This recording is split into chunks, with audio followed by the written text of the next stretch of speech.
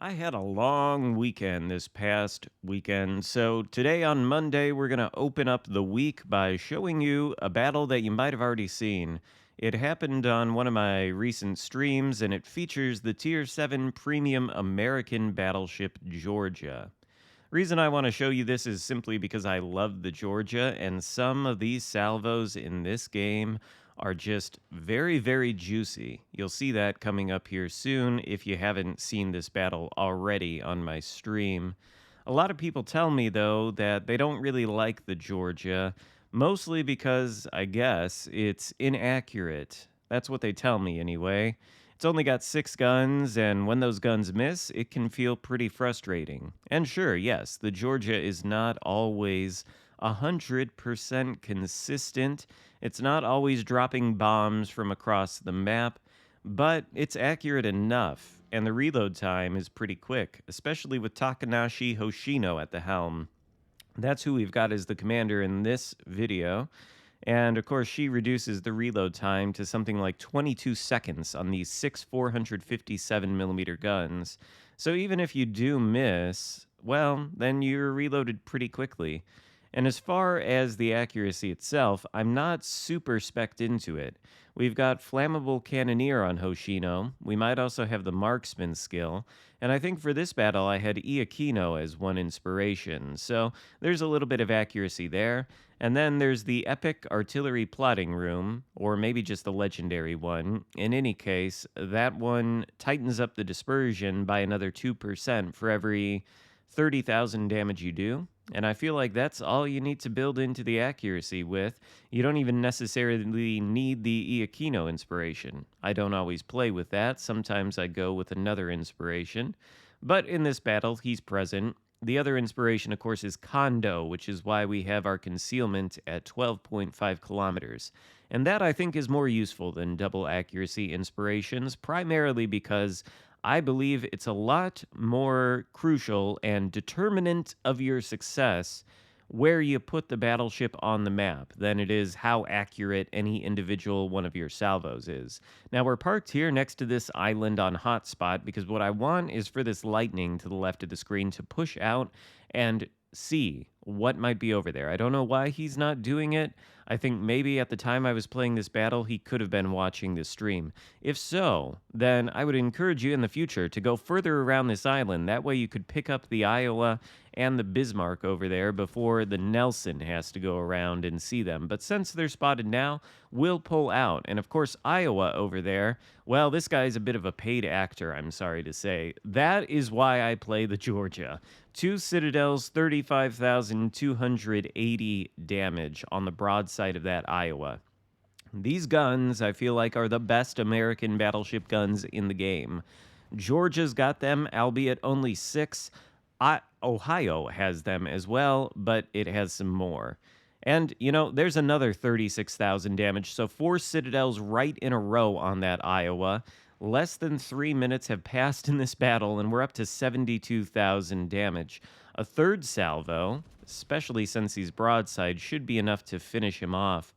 I think he responded to our utter decimation of his HP by firing HE and continuing to show that broadside. So, of course, he goes down as our first kill of the game, and immediately we have 80,000, almost 81,000 damage done. That guy was a bit of a paid actor, I'm afraid, but he's probably going to need to initiate a strike in order to increase his wages because nobody gets paid enough for that. Another paid actor, the Leon, coming in, and now we're up to 96,000 damage after that little hit on his broadside. He's got less armor than the Iowa does, so theoretically, we should be able to damage him more even if he's slightly angled. But angling is not a thing that he is interested in doing right now. So another salvo to his broadside. That one, unfortunately, doesn't do quite as well. And there you can see sort of the inconsistency of Georgia coming in. Not that the salvo necessarily missed, but I think only 3 shells might have hit there, and one of them bounced. Now Leon is turning away, but the accuracy is fairly on point, and we get about the same result as the first.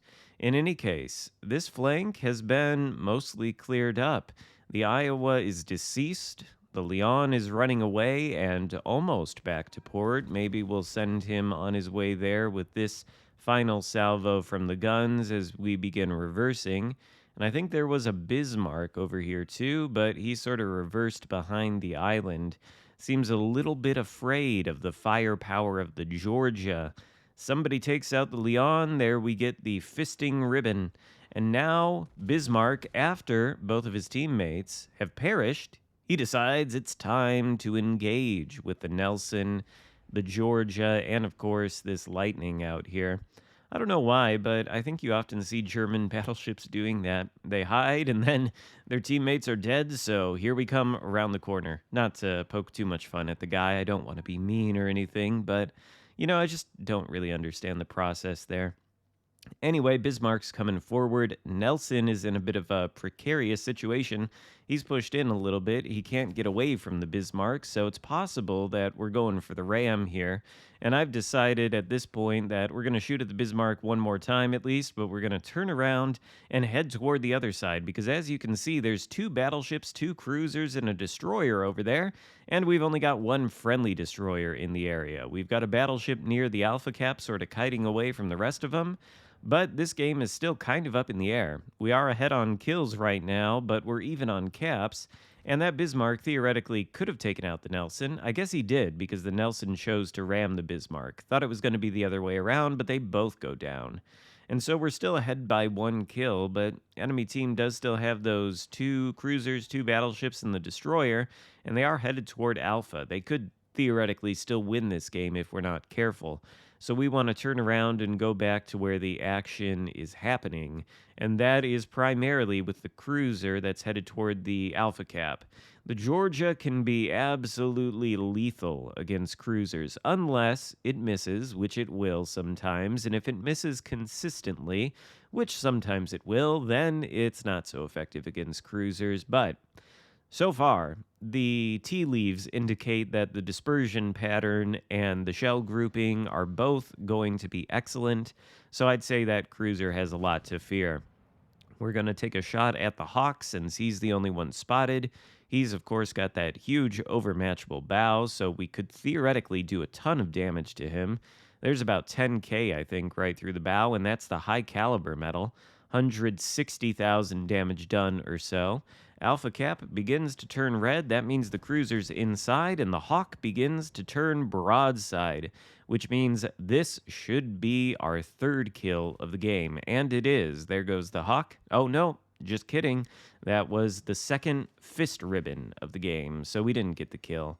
Just looked like it for a split second.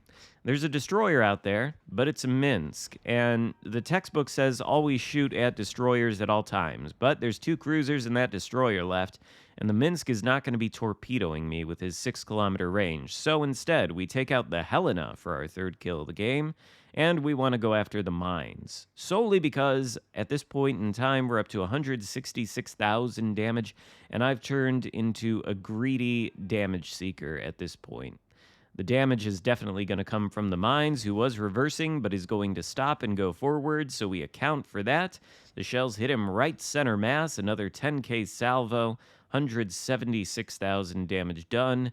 Minsk is spotted by our teammates over there in the center of the map, one of which is a cruiser, so they should be able to dispatch him without our help, and there's no way these guys could win the game at this point. So mines turned broadside. That is going to be the end of him. There's what you see with the lethality of Georgia versus cruisers, and that's 192,000 damage done. Nearly 100k of it coming in like the first 5 minutes of the match, just because Georgia's guns are the best American battleship guns in the game.